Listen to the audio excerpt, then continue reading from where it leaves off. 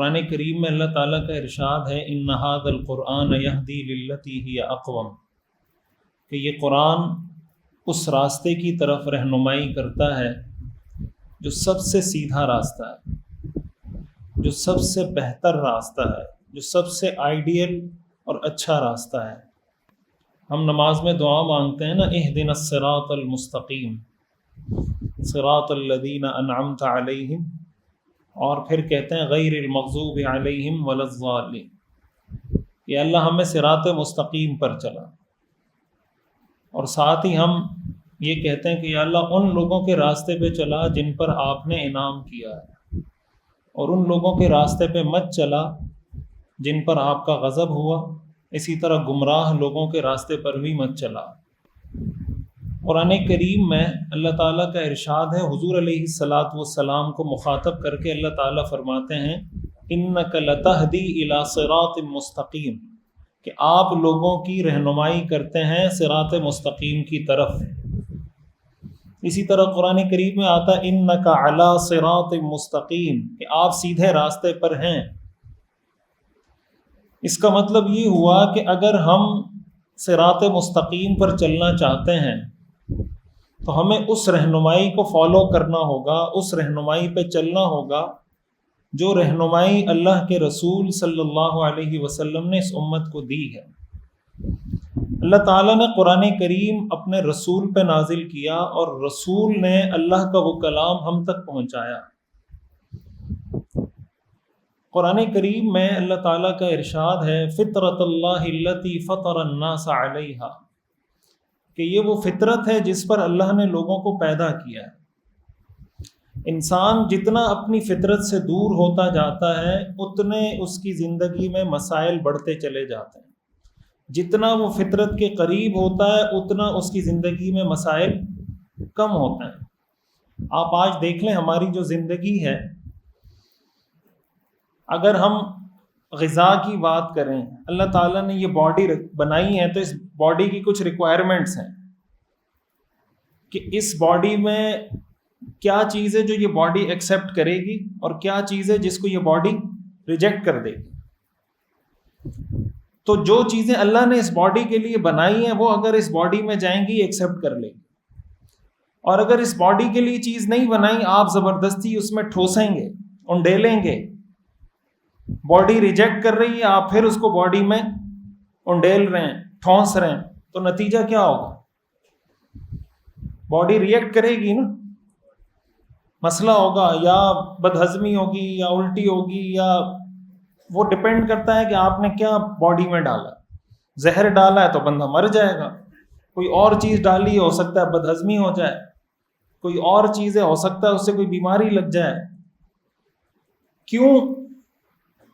مثال کے طور پر کوئی آدمی اگر مٹی کھانا شروع کر دے تو مٹی اللہ نے کھانے کے لیے تو نہیں بنائی نا، یہ فطرت نہیں ہے۔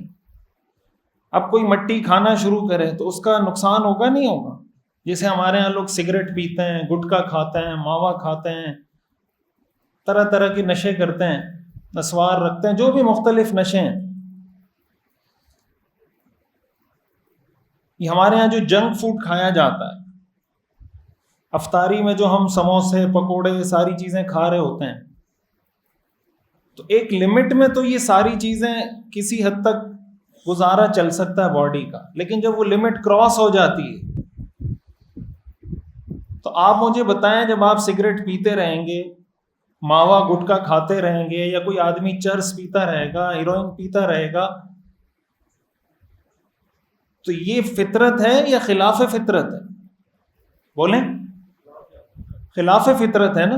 جب خلاف فطرت ہے تو اس کا نقصان ہوگا نا، نقصان ہوتا ہے نہیں ہوتا؟ سگریٹ کے ڈبے پہ لکھا ہوتا ہے نا، تصویر کے ساتھ لکھا ہوتا ہے کہ سگریٹ کینسر کا سبب بنتا ہے۔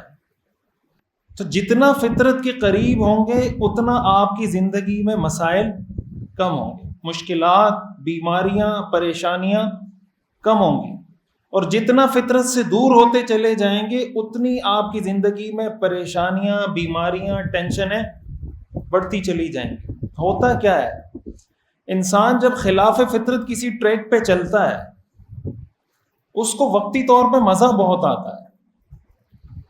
کیا ہوتا ہے؟ ایسا ہے یا نہیں بھائی؟ جو آدمی سگریٹ پیتا ہے اس کو مزہ آتا ہے تو پیتا ہے نا، یا ویسے ہی اللہ کی رضا کے لیے پیتا ہے سگریٹ؟ کیا خیال ہے؟ اللہ کی رضا کے لیے تو کوئی نہیں پیتا نا، اس کو مزہ آ رہا ہے تو پی رہا ہے. کوئی ماوا کھا رہا ہے، گٹکا کھا رہا ہے تو مزہ آ رہا ہے تو کھا رہا ہے نا وہ، یا ویسے ہی کھا رہا ہے وہ. لیکن انجام کیا ہے اس کا؟ برا ہے یا نہیں؟ ساری دنیا جانتی ہے برا ہے، لیکن استعمال کرنے والا پھر بھی استعمال کرتا ہے، جانتے بوجھتے استعمال کرتا ہے. شروع میں جب انسان کوئی نشہ کرنا شروع کرتا ہے نا، وہ اس کو برا سمجھ رہا ہوتا ہے.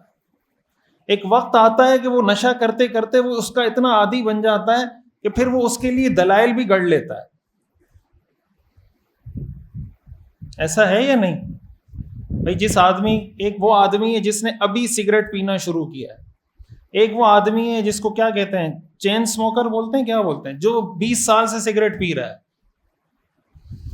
جو پہلا دن ہے نا جس کا سگریٹ پینے کا، وہ آپ کو کہے گا یار سگریٹ بہت نقصان دہ چیز ہے، فلاں فلاں. جو 20 سال سے پی رہا ہے وہ آپ کو جسٹیفیکیشن دے گا، یار فلاں آدمی 50 سال سے پی رہا ہے، اس کو کچھ نہیں ہوا، میں نے پی لیا تو کیا ہوگا، میں تو ابھی 20 سال ہوا.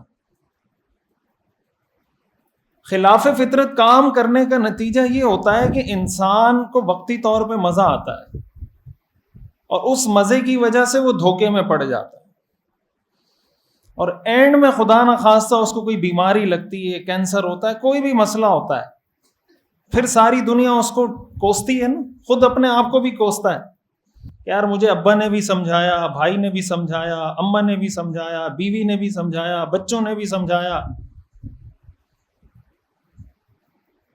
لیکن اس اسٹیج پر پہنچنے کے بعد پھر ریکوری، واپس آنا بڑا مشکل ہوتا ہے. اللہ تعالیٰ جب انسان کو پیدا کرتے ہیں فطرت پر پیدا کرتے ہیں.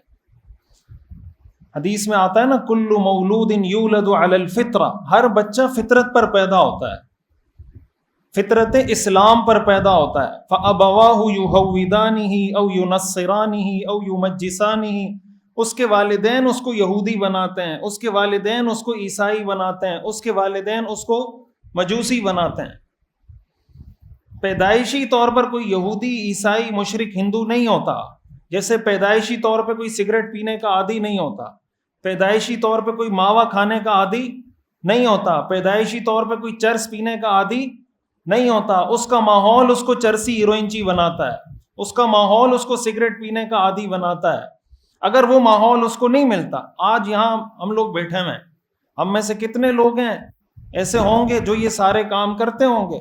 کوئی سگریٹ پیتا ہوگا، کوئی گٹکا کھاتا ہوگا، کوئی پان کھاتا ہوگا، اور کتنے ہی ایسے ہوں گے جو ان میں سے کچھ نہیں کھاتے ہوں گے.